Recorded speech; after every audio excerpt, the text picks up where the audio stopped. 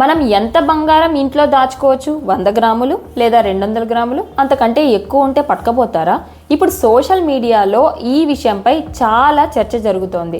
100 గ్రాముల కంటే ఎక్కువ బంగారం ఇంట్లో ఉంటే సిబిఐ, ఈడీ వస్తాయి, రైట్స్లో పట్టుకుపోతారు అని. నిజానికి ఇందులో కొద్దిగా నిజం ఉన్నా పూర్తి విషయం తెలిస్తే మాత్రం షాక్ అవుతారు. చాలా మందికి తెలియని అసలు నిజం ఏంటంటే, మీరు ఇంట్లో ఎంత బంగారాన్నైనా ఉంచుకోవచ్చు. అవును, మీరు విన్నది నిజమే. కానీ మీరు కొన్న ఆ బంగారం లెక్కల్లో ఉందా లేదా అనేది ముఖ్యం. మీరు ప్రతి సంవత్సరం ఐటీఆర్ ఫైల్ చేసి మీ ఆదాయం ప్రకారం ఆ బంగారాన్ని కొన్నట్టు చూపించగలిగితే మీరు 10 కిలోలు ఉంచుకున్నా ఎవ్వరూ మిమ్మల్ని ఏమీ చేయలేరు. మరి బిల్లులు లేని బంగారం సంగతి ఏంటి అన్న డౌట్ కూడా మీకు వస్తుంది కదా.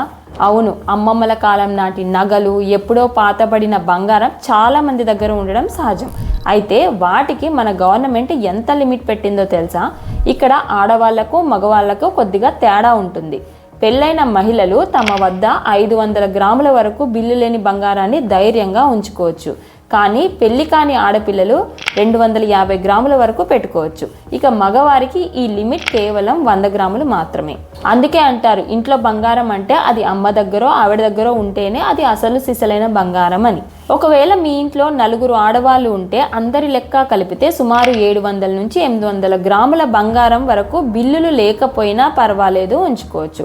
ఒకవేళ ఈ లిమిట్స్ కంటే ఎక్కువ బంగారం మీ ఇంట్లో ఉండి దానికి లెక్క చూపలేకపోతే మాత్రం ఖచ్చితంగా ఐటీ డిపార్ట్మెంట్ మిమ్మల్ని లెక్కలు అడుగుతుంది.